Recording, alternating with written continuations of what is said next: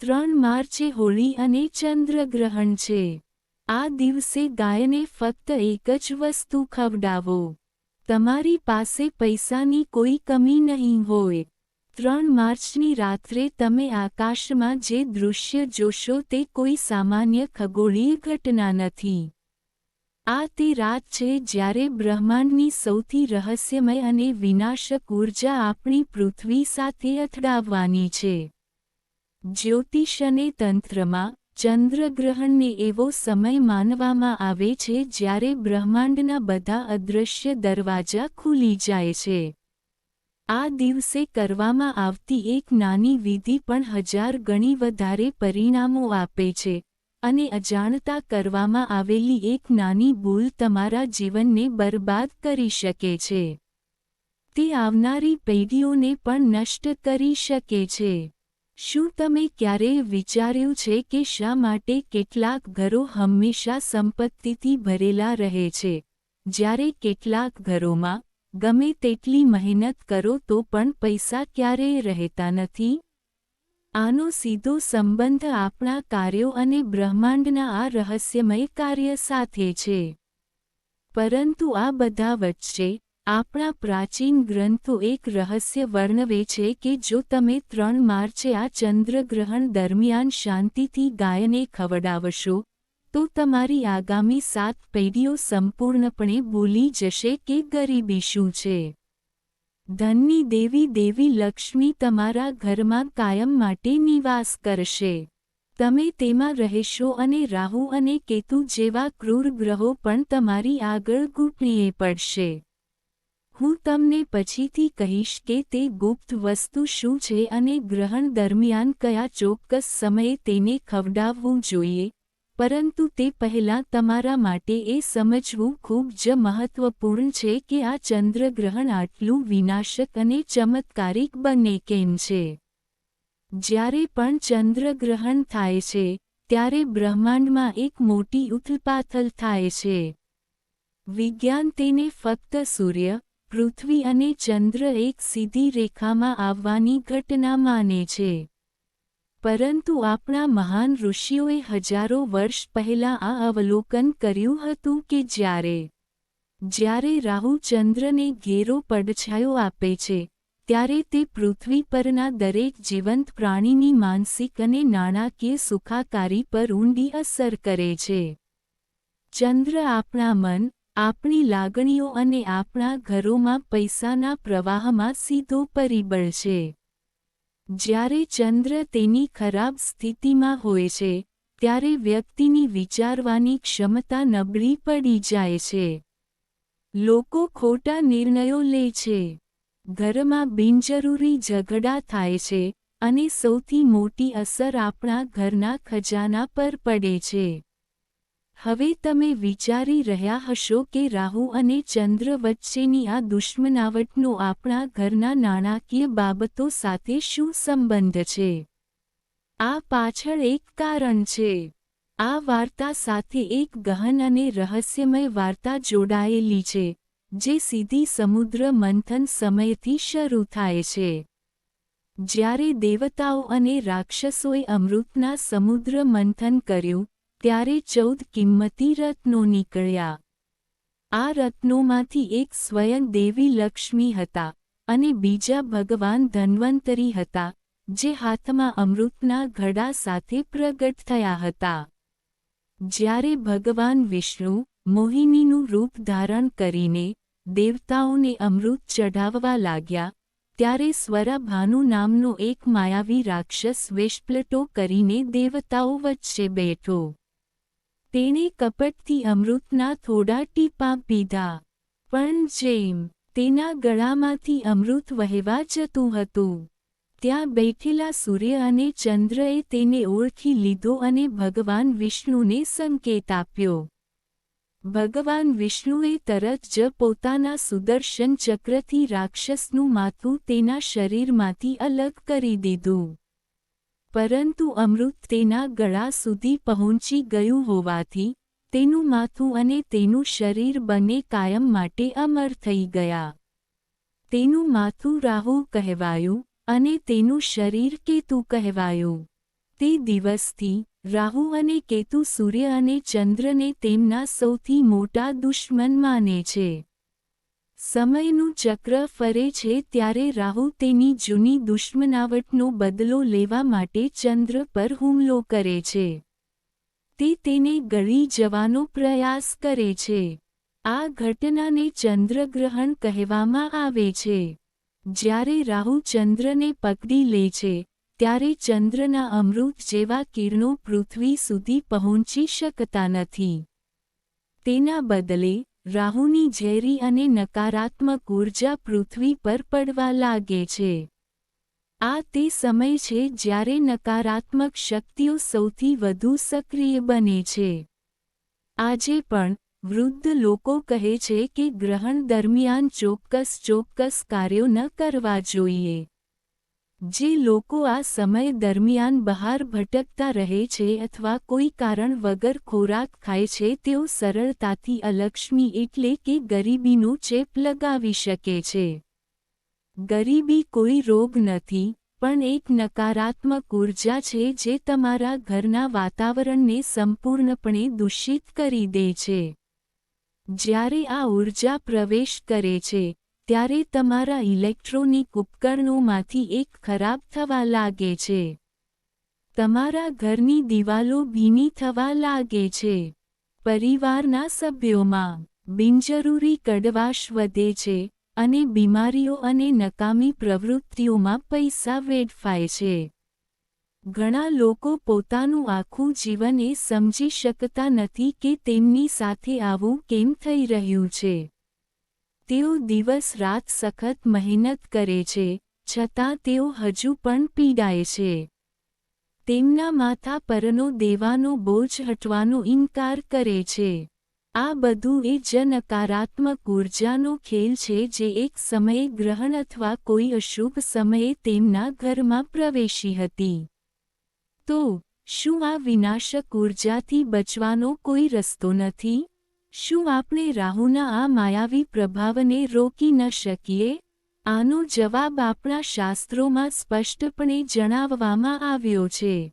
જ્યારે પણ કોઈ નકારાત્મક શક્તિ બ્રહ્માંડ પર પ્રભુત્વ ધરાવે છે, ત્યારે તેને દૂર કરવાનો સૌથી મોટો અને સૌથી ખાતરીપૂર્વકનો રસ્તો આપણી માતા ગાય છે. સનાતન ધર્મમાં ગાયને ફક્ત એક પ્રાણી માનવામાં આવતું નથી પરંતુ તેને પરમાત્માનું સ્વરૂપ માનવામાં આવે છે. તેને બ્રહ્માંડનું સ્વરૂપ માનવામાં આવે છે.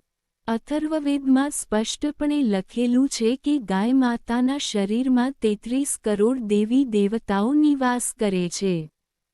બ્રહ્મા અને વિષ્ણુ તેના શિંગડામાં નિવાસ કરે છે. ભગવાન શિવ તેના માથા પર બિરાજમાન છે. સૂર્ય અને ચંદ્ર તેની આંખોમાં રહે છે અને નાગ દેવતા તેના ખૂરમાં રહે છે. પરમાત્મા ગાય માતાના પાછળના ભાગમાં રહે છે અને દેવી લક્ષ્મી તેના છાણમાં રહે છે. જ્યારે તમે ગાય માતાને જુઓ છો, ત્યારે તમને એક જ સમયે સમગ્ર બ્રહ્માંડ જોવા મળે છે. હવે કાળજીપૂર્વક વિચારો. જ્યારે ચંદ્ર ગળી જાય છે અને ચંદ્ર પીડામાં હોય છે, ત્યારે તેની ઊર્જા ખૂબ જ ઓછી થઈ જાય છે. જો કે, ચંદ્ર પોતે ગાય માતાની આંખોમાં રહે છે, જેના પર રાહુ ક્યારેય પ્રભાવ પાડી શકતો નથી. ગાય માતાનું આભામંડળ એટલું શક્તિશાળી છે કે દુનિયાની કોઈ નકારાત્મક ઊર્જા તેની નજીક પણ આવી શકતી નથી. આ જ કારણ છે કે પ્રાચીન સમયમાં જ્યારે પણ ગ્રહણ થતું, ત્યારે ઋષિઓ અને રાજાઓ સૌથી પહેલા ગૌશાળામાં દોડી જતા. તેઓ ગાય માતાની સેવા કરતા કારણ કે તેઓ જાણતા હતા કે તે એકમાત્ર રક્ષણાત્મક કવચ છે જે તેમને તમામ પ્રકારની મુશ્કેલીઓથી બચાવી શકે છે. તે તમને આપત્તિથી બચાવી શકે છે. ગ્રહણ દરમિયાન, જ્યારે રાહુનો પ્રભાવ ચરમસીમાએ હોય છે, ત્યારે જો તે સમયે માતા ગાયને કોઈ ખાસ વસ્તુ ખવડાવવામાં આવે, તો બ્રહ્માંડની બધી સકારાત્મક ઊર્જા તમારા પક્ષમાં કામ કરવા લાગે છે. માતા ગાયમાં હાજર 33 કરોડ દેવતાઓ સંતુષ્ટ થઈ જાય છે અને તમારા પરના તમામ પ્રકારના ગ્રહ દોષો, પછી ભલે તે સાડે સતી હોય, દૈયા હોય કે રાહુ અને કેતુની મહાદશા હોય, બધું શાંત થઈ જાય છે. હવે તમે વિચારી રહ્યા હશો કે 3 માર્ચે આ ચંદ્રગ્રહણના દિવસે તે ગુપ્ત વસ્તુ શું છે જે ખવડાવવાની છે. તે ખૂબ જ મોંઘી વસ્તુ છે અથવા બજારમાં ઉપલબ્ધ છે. આ કોઈ દુર્લભ ઔષધિ નથી. તે તમારા રસોડામાં મળી આવતા કેટલાક સરળ છતાં ચમત્કારિક ઘટકોનું ખાસ મિશ્રણ છે, જે ચોક્કસ પદ્ધતિનો ઉપયોગ કરીને તૈયાર કરવામાં આવે છે. જો કે, આ ઉપાયનો ઉપયોગ કરતા પહેલા, એક ખૂબ જ મહત્વપૂર્ણ શરતનું પાલન કરવું આવશ્યક છે. જો તમે આ શરત તોડશો, તો તે બિલકુલ કામ કરશે નહીં. એકમાત્ર શરત એ છે કે તમારે આ ઉપાય સંપૂર્ણ મૌનથી કરવો જોઈએ. મૌનનો અર્થ એ છે કે જ્યારે તમે આ ખાસ ઘટક તૈયાર કરી રહ્યા હોવ અને જ્યારે તમે તેને ગાયને ખવડાવવાના હોવ ત્યારે તમારે કોઈની સાથે એક પણ શબ્દ ન બોલવો જોઈએ. કોઈએ તમને પાછળથી બોલાવવા ન જોઈએ. કોઈએ તમને પૂછવું ન જોઈએ કે તમે શું કરી રહ્યા છો અથવા તમે ક્યાં જઈ રહ્યા છો. તમારે તમારા પરિવારના સભ્યોને અગાઉથી જાણ કરવી જોઈએ કે તેઓ આ ચોક્કસ સમયે તમને અટકાવે નહીં. તંત્રશાસ્ત્રમાં મૌનનું ખૂબ મહત્વ છે. જ્યારે આપણે મૌન હોઈએ છીએ, ત્યારે આપણી સંપૂર્ણ શક્તિ આપણા હેતુ અને આપણા સંકલ્પમાં કેન્દ્રિત હોય છે. જો આપણે બોલીએ છીએ, તો આપણી શક્તિ શબ્દો દ્વારા વિખેરાઈ જાય છે અને ઉપાયની અસર ઘણી ઓછી થઈ જાય છે. તેથી, જ્યારે તમે આ ઉપાય કરો છો, ત્યારે તમારું મૌન સૌથી મહત્વપૂર્ણ છે. તો, ચાલો હું તમને હવે કહી દઉં. હું તમને તે ગુપ્ત ઘટક બનાવવાની સંપૂર્ણ પદ્ધતિ જણાવીશ. ચંદ્રગ્રહણ શરૂ થાય તે પહેલાં, સૂતક કાળ દરમિયાન, અથવા સૂતક કાળ શરૂ થાય તે પહેલાં તમારે તમારા રસોડામાં જવાની જરૂર છે. રસોડામાં પ્રવેશતા પહેલાં, તમારા હાથ પગ સારી રીતે ધોઈ લો અને માનસિક રીતે દેવી લક્ષ્મી અને માતા ગાયનું સ્મરણ કરો. હવે, એક વાટકીમાં થોડો ઘઉંનો લોટ લો. ઘઉંને સૂર્યનું પ્રતીક માનવામાં આવે છે. સૂર્ય બ્રહ્માંડમાં ઊર્જા અને જીવનનો સૌથી મોટો સ્ત્રોત છે. આગળ, આ લોટમાં થોડો ગોળ મિક્સ કરો. ગોળ મંગળ અને સૂર્ય બંનેનું પ્રતિનિધિત્વ કરે છે. તે એક પ્રતીકનું પ્રતિનિધિત્વ કરે છે જે હિંમત, શક્તિ અને સ્થાવર મિલકત સંબંધિત લાભો લાવે છે. આ મિશ્રણમાં ઉમેરવા માટે ત્રીજું અને સૌથી રહસ્યમય ઘટક કાળા તલ છે. કાળા તલ સીધા શનિદેવ અને રાહુ અને કેતુ સાથે સંકળાયેલા છે. ગ્રહણ દરમિયાન રાહુના દુષ્ટ પ્રભાવોને શાંત કરવા માટે કાળા તલ કરતાં વધુ સારું કોઈ શસ્ત્ર નથી. કાળા તલ આજે તમારા ભૂતકાળના જીવનના બધા ખરાબ કાર્યોને શોષી લે છે જે તમારા જીવનમાં ગરીબી અને મુશ્કેલીઓનું કારણ બની રહ્યા છે. લોટ અને ગોળના મિશ્રણમાં મુઠ્ઠીભર કાળા તલ ઉમેરો. હવે, આ મિશ્રણમાં તમારે શુદ્ધ દેશી ઘી ઉમેરવું જોઈએ. ઘી દેવી લક્ષ્મી અને શુક્ર ગ્રહનું પ્રતીક છે, જે જીવનમાં સંપત્તિ, વૈભવ અને સમૃદ્ધિ લાવે છે. હવે, આ બધી સામગ્રીને થોડા પાણીમાં ભેળવીને, તેને ભેળવીને એક મોટો પેડો બનાવો. આ પેડો કોઈ સામાન્ય પેડો નથી. તે તમારા જીવનની બધી સમસ્યાઓ, તમારા બધા દેવા અને તમારી બધી ગરીબીનું પ્રતીક બની ગયો છે. હવે સૌથી મહત્વપૂર્ણ ભાગ આવે છે. તમારે આ પેડાની મધ્યમાં એક આખો લવિંગ છુપાવવો જોઈએ. લવિંગનું ફૂલ સંપૂર્ણ હોવું જોઈએ અને કોઈ પણ સમયે તૂટેલું ન હોવું જોઈએ. તંત્ર શાસ્ત્રોમાં, લવિંગનો ઉપયોગ ઊર્જાને બાંધવા અથવા બંધ કરવા માટે થાય છે.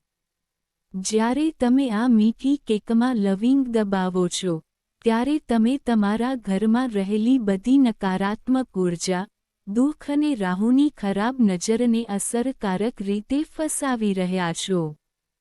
હવે, તમારી ચમત્કારિક મીઠી કેક તૈયાર છે. તેને સ્વચ્છ થાળીમાં મૂકો. જ્યારે ચંદ્રગ્રહણ તેની ચરમસીમા પર હોય, અથવા જ્યારે ગ્રહણ સમાપ્ત થઈ રહ્યું હોય, ત્યારે તમારે કોઈની સાથે વાત કર્યા વિના શાંતિથી તમારા ઘરની બહાર નીકળવું જોઈએ. તમારે આવી ગાય શોધવી જ જોઈએ. શાંત સ્વભાવની ગાય. જો શક્ય હોય તો, સફેદ અને કાળા રંગના મિશ્ર રંગની ગાય અથવા લાલ ગાય પસંદ કરો. પરંતુ જો તમને આવી ગાય ન મળે, તો તમે કોઈપણ ગાય પાસે જઈ શકો છો. ગાય પાસે પહોંચ્યા પછી, તમારે સૌથી પહેલા મનમાં તેને પ્રાર્થના કરવાની છે. તમારે કંઈ કહેવાની જરૂર નથી. તમારે ફક્ત તમારા મનમાં કહેવાનું છે, હે ગાય માતા, ઓ સુરભી, ઓ કામધેનુ, કૃપા કરીને મારા અને મારા પરિવાર દ્વારા જાણ્યા અજાણ્યા, આ જન્મમાં અથવા કોઈપણ પાછલા જન્મમાં કરેલા બધા પાપો માફ કરો. મારા ઘરમાં ગમે તેટલી ગરીબી હોય, કૃપા કરીને તેને માફ કરો. મને ગમે તેટલી આર્થિક મુશ્કેલીઓનો સામનો કરવો પડે, કૃપા કરીને તેમને તમારા ચરણોમાં મૂકો અને હંમેશા માટે નાશ કરો. રાહુ અને કેતુનો ગમે તેટલો ખરાબ પડછાયો મારા પરિવાર પર પડ્યો હોય, તેને તમારી દિવ્ય દ્રષ્ટિથી નષ્ટ કરો. આ માનસિક પ્રાર્થનાનો પાઠ કર્યા પછી, તમારી જમણી હથેળી પર મીઠો પેડો મૂકો અને તેને ગાય માતા તરફ લંબાવો. જ્યારે ગાય માતા તેના મોંમાં મીઠો પેડો લેશે, ત્યારે તેની જીભ તમારી હથેળીને સ્પર્શશે. શાસ્ત્રો અનુસાર, જ્યારે ગાય માતાની જીભ કોઈ વ્યક્તિની હથેળીને સ્પર્શે છે, ત્યારે તે વ્યક્તિની હથેળીની રેખાઓમાં હાજર બધા દુર્ભાગ્ય, મૃત્યુની બધી શક્યતાઓ અને અન્ય તમામ દુષ્ટતાઓ દૂર થઈ જાય છે. ગરીબીના બધા કષ્ટો તરત જ ભૂંસાઈ જાય છે. ગાય માતાની જીભમાં એટલી અદ્ભુત શુદ્ધિકરણ શક્તિ છે કે તે તમારા ભાગ્યના પાના ફરીથી લખી શકે છે. જ્યારે ગાય માતા મીઠી પેસ્ટ્રી ચાવે છે અને ખાય છે, ત્યારે તેનો અર્થ એ છે કે તેણીએ લવિંગ સાથે તમારા બધા દુઃખોનો નાશ કર્યો છે, અને કાળા તલના રૂપમાં તમારા બધા પાપોને ખાઈ લીધા છે. મીઠી પેસ્ટ્રી ખવડાવ્યા પછી, માતા ગાયની પીઠ પર હળવેથી પ્રહાર કરો. આ પ્રહાર તમારા શરીરમાં ખૂબ જ દૈવી અને સકારાત્મક ઊર્જાનો સંચાર કરશે. તમે તમારા મનમાં એક વિચિત્ર લાગણી અનુભવી શકો છો. તમને શાંતિ અને હળવાશનો અનુભવ થશે, જાણે તમારા માથા પરથી ભારે બોજ ઉતરી ગયો હોય. પછી, ગાયના ખૂરની નજીકથી થોડી માટી ઉપાડો અને તેને તમારા કપાળ પર લગાવો. આ માટી કોઈપણ મોંઘા રત્ન કે તાવીજ કરતાં 1000 ગણી વધુ શક્તિશાળી છે. તે તમારા માટે અભેદ્ય રક્ષણાત્મક કવચ તરીકે કામ કરશે. પછી, પાછળ જોયા વિના, શાંતિથી ઘરે પાછા ફરો. ઘરે આવ્યા પછી, તમારા હાથ પગ ધોઈ લો, અને જો શક્ય હોય તો, સ્નાન કરો. આ આખો ઉપાય સરળ લાગે છે, પરંતુ તેની પાછળનો જ્યોતિષ અને આધ્યાત્મિક વિજ્ઞાન અચૂક છે. જ્યારે તમે આ ઉપાય પૂર્ણ શ્રદ્ધા અને ભક્તિ સાથે કરો છો, ત્યારે બ્રહ્માંડની કોઈ પણ શક્તિ તમારા જીવનમાં પૈસાના પ્રવાહને રોકી શકશે નહીં. દેવી લક્ષ્મી તમારા ઘરે આવવા માટે તૈયાર છે. તમે જોશો કે આ ઉપાય કર્યાના થોડા જ દિવસોમાં, તમારા જીવનમાં નોંધપાત્ર અને સકારાત્મક ફેરફારો થવા લાગશે. રોકાયેલા પૈસા અચાનક પાછા આવવા લાગશે.